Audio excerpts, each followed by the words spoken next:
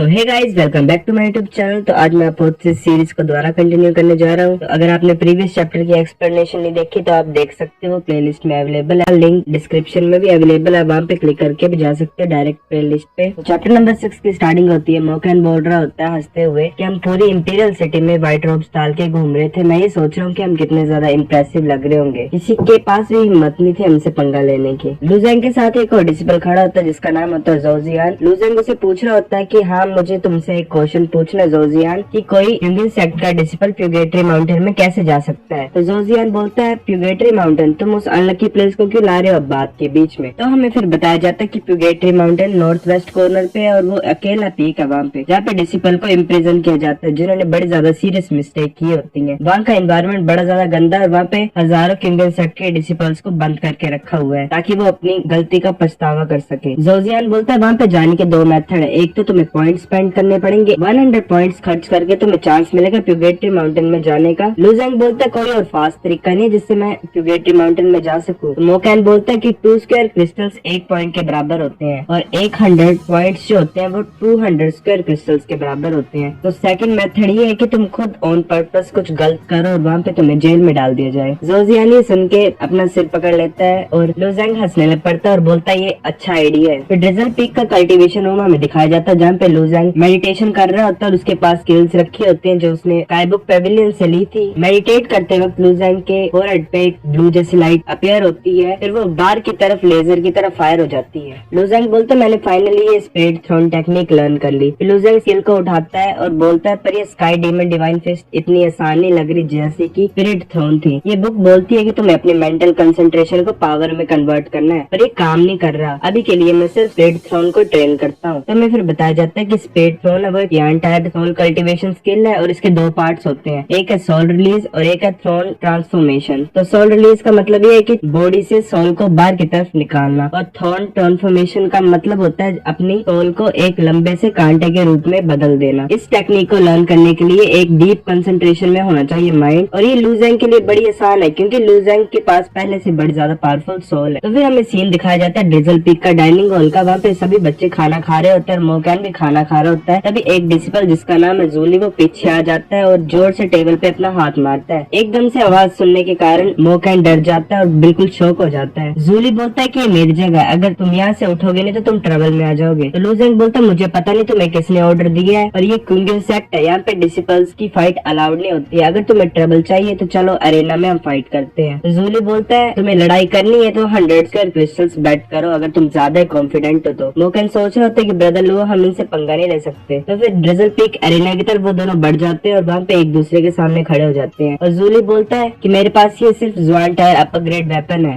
और जैसे कि प्रॉमिस किया मैं इसको बेट पे लगाऊंगा और अगर तुम जीत जाओगे तो ये तुम्हारी हो जाएगी। तो जूली लूजेंग को बोलता है कि तुमने 100 क्रिस्टल्स प्रिपेयर किए हैं क्या। तो लूजेंग जोजियान की तरफ हाथ करता है और बोलता है कि तुम्हें काउंट करने की जरूरत है कैसे। तो जोजियान बोलता है कि अगर तुम दोनों रेडी हो तो तुम स्टार्ट कर सकते हो। इस पूरे सीन को इंस्ट्रक्टर सू भी देख रही होती है ऊपर से और एरेना में दोनों एक दूसरे के सामने खड़े हो जाते हैं और लूजेंग अपना ऑरा रिलीज करता है वायलेट कलर का और जूली अपना रशिंग थंडर फिस्ट लेके लूजेंग की तरफ बढ़ रहा होता है। उसका पूरा हाथ थंडर से कवर हो जाता है। फिर लूजेंग भी इसको काउंटर करने के लिए अपनी रोजवुड फिस्ट लेके आगे की तरफ बढ़ रहा होता है। तो सभी डिसिपल हैरान हो जाते हैं और बोलते हैं, ये तो इम्पॉसिबल है, ये हेड ऑन फाइट क्यों ले रहा है जूली के साथ, क्या ये बच्चा पागल हो चुका है। जैसे लूजेंग अपना पंच मारने लगता है तो जूली जंप करके ऊपर की तरफ कूद जाता है और फिर ऊपर से अपनी रशिंग थंडर फिस्ट को लेके नीचे की तरफ कूदता है। लूजेंग डोज करने की पूरी कोशिश करता है पर डोज नहीं कर पाता और उसे बड़ी जोर से पेट पे पंच पड़ता है। जूली बोलता है कि तुम हिट ले सकते हो, बड़ी ज्यादा हैरानी की बात है। फिर लूजेंग खड़ा हो जाता है और उसके बॉडी में कुछ चेंजेस आने लग पड़ते हैं और जो इम्प्योरिटीज होती हैं बॉडी की वो सरफेस पे आने लग पड़ती है स्किन की। फिर लूजेंग सोचता है, क्या मैं मैरो रिफाइनिंग लेयर को ब्रोक थ्रू कर चुका हूँ। फिर इंस्ट्रक्टर सू भी देख रही होती है और बोलती है कि ऐसा लग रहा है कि बच्चा फिर से स्ट्रॉन्ग हो गया दोबारा। फाइट कंटिन्यू होती है और जूली अपनी मिस्टिक लाइन ट्रिक को यूज करता है जो कि एक फुटवर्क टेक्निक है और लूजेंग के अराउंड सर्कुलर मोशन में घूमने लग पड़ता है। लूजेंग आइज क्लोज करता है और उसके हाथ को पकड़ लेता है कंसंट्रेट करके और उसे जोर से जमीन में फोड़ता है। फिर जूली पूरा अपना थंडर ऑरा रिलीज कर देता है और अपनी रशिंग थंडर होली फॉर्म में आ जाता है। जूली बोलता है, ये बड़ा ज्यादा इंटरेस्टिंग है, मैंने कभी नहीं सोचा था कि एक विसेरा रिफाइनमेंट लेयर का जूनियर मुझे फोर्स कर देगा यूज करने के लिए रशिंग थंडर फॉर्म को। लूजेंग, आज मैं तुम्हें फाड़ के रख दूंगा। वो रशिंग थंडर फिस्ट को लेके आगे बढ़ रहा होता है तभी लूजेंग अपनी स्पिरिट थ्रोन मूव को यूज करता है और एक लेजर टाइप उसके फोरहेड से रिलीज होके जूली के फोरहेड में चल जाती है जिसके जिसकी वजह से वो ऑन द स्पॉट ही बेहोश हो जाता है और अपने सिर पकड़ के नीचे गिर जाता है। तब लू ज़ैंग उसे बड़ी जोर से किक मार देता है और बोलता है कि तुम्हारी रशिंग थंडर होली फॉर्म बड़ी ज्यादा पावरफुल है, पर जितनी ज्यादा ये पावरफुल है उतनी ज्यादा ये एनर्जी कंजप्शन करती है। फिर हमें दिखाई देता है कि एक डिसिबल मोकैन से बहस रहा होता है कि मेरी तलवार मुझे वापस दे दो। तो मोकैन बोलता है ये बैट का हिस्सा थी, जूली हार चुका है, तो ये अब जुआन टायर अपर ग्रेड वेपन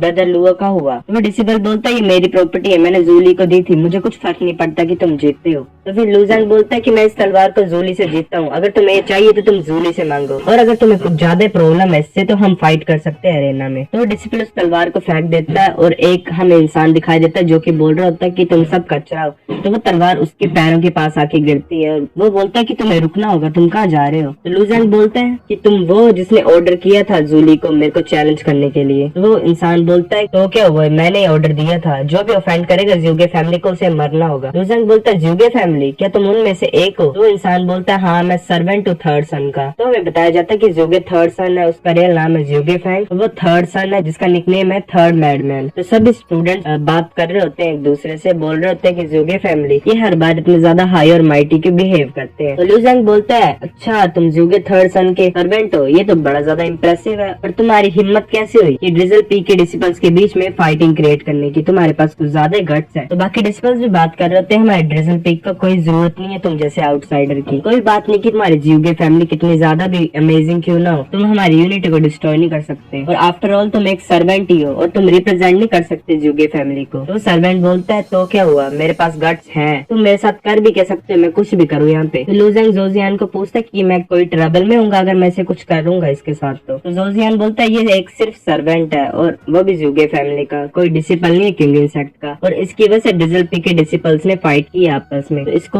हमें पनिश करना ही पड़ेगा, और मुझे पता है कि इंस्ट्रक्टर सू भी हमारी हेल्प करेगी इसमें। तो लू ज़ैंग बोलता है ठीक है, और वो सर्वेंट की तरफ आगे बढ़ने लग पड़ता है। तो सर्वेंट डर जाता है और बोलता है कि मैं ज्यूगे थर्ड सन का क्लोज सर्वेंट हूँ, अगर तुम मुझे टच करोगे तो तुम्हें थर्ड सन नहीं छोड़ेगा। ऐसा बोलते वक्त लू ज़ैंग उसे गर्दन से पकड़ता है, नीचे की तरफ कर देता है घुटनों पे और उसके कंधे के ऊपर पैर रख देता है और बोलता है अब बताओ तुम क्या बोल रहे थे अपने थर्ड यंग मास्टर के बारे में। एक और डिसिपल आता है जिसका नाम है कोहली, जो कि ड्रिजल पे एक आउटर डिसिपल है जिसका रैंक 15 है ओवरऑल, और वो हाफ स्टेप इनिशिएट रैलम में और जो कि स्ट्रॉन्गर है जूली से। वो बोलता है कि लू ज़ैंग ये मैन बड़ा ज्यादा क्लोज है थर्ड सन से, और अगर तुम इसे मार दोगे तो तुम्हें बड़ी ज्यादा मुश्किल होगी, बड़ी ज्यादा प्रॉब्लम होगी, तुम चाहे जितने मर्जी पावरफुल होगे पर तुम्हारे पास इतनी स्ट्रेंथ नहीं है कि तुम पंगा ले सकते हो ज्यूगे फैमिली के साथ अभी। फिर वो सर्वेंट बोलता है क्योंली तुम्हें लू ज़ैंग को यहाँ पे मारना पड़ेगा मेरे लिए, और तुम ऐसा करोगे तो ज्यूगे थर्ड सन तुम्हें रिमेम्बर करेगा हमेशा। कोहली बोलता है कि लू ज़ैंग तुम्हें पीछे हटना पड़ेगा, तुम्हें इससे बाहर रहना पड़ेगा, अगर तुम ऐसा नहीं करोगे तो तुम ट्रबल में आ जाओगे। तो लू ज़ैंग बोलता है सच्ची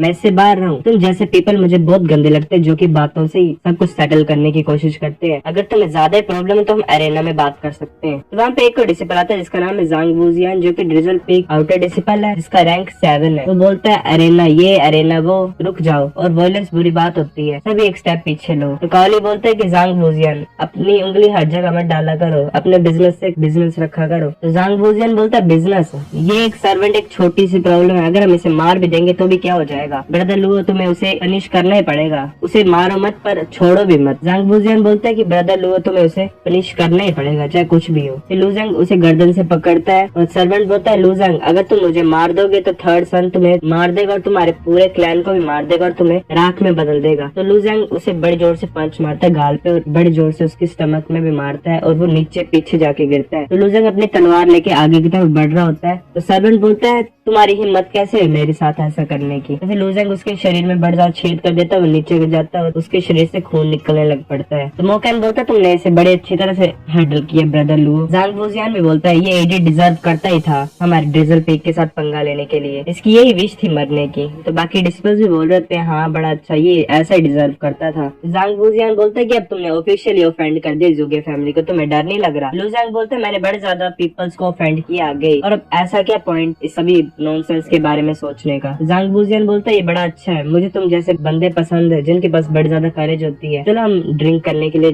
चलते हैं। लू ज़ैंग बोलता है हाँ चलो। वो सब हंसते हंसते चल पड़ते हैं ड्रिंक करने के लिए। तो इंस्ट्रक्टर सू ये सब कुछ देख रही होती है और सोच रही होती है कि सब कुछ ठीक होगा, बिकॉज ज़ूगे फैमिली की लेडी क्यूशान है वो एक फेवर वो करती है मेरे लिए। सो गाइस चैप्टर नंबर 6 इतना ही था। अगर आपको वीडियो पसंद आई है तो लाइक करो, नहीं भी आई है फिर भी लाइक कर दो, कमेंट करो अगर आपको नेक्स्ट चैप्टर चाहिए, शेयर करो अपने दोस्तों के साथ। तब तक के लिए बाय बाय।